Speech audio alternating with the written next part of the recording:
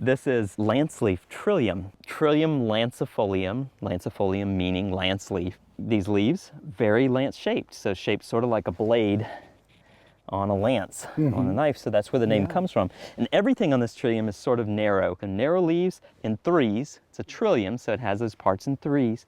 So 3 narrow sepals reflexed, and then 3 petals here, and then of course 6 stamens on the inside. And this one to me always looks like a candle, like the flame on a candle, just often twists when it comes up with those real narrow petals. Restricted relictual distribution, just like the gooseberry.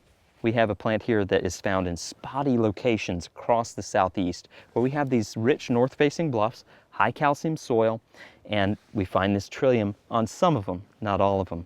I guess just like most of our trillium, this one is pollinated by what? By flies. This one is pollinated by flies, and they're probably attracted to the flesh-colored petals. Almost looks like decaying flesh or something.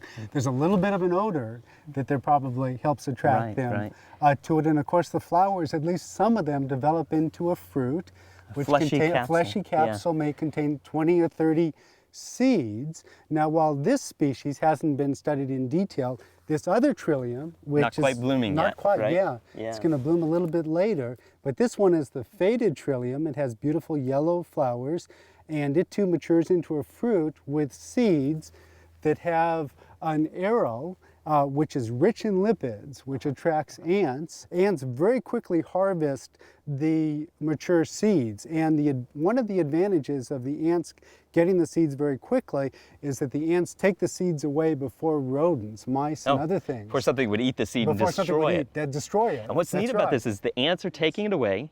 They're removing that lipid-rich cap. Exactly. But then they're not harming the embryo. They're actually just dumping the seeds out. So the ants are actually planting the seed in a very good place for germination and seedling establishment. So probably quite a few of these plants in this forest have been planted by ants.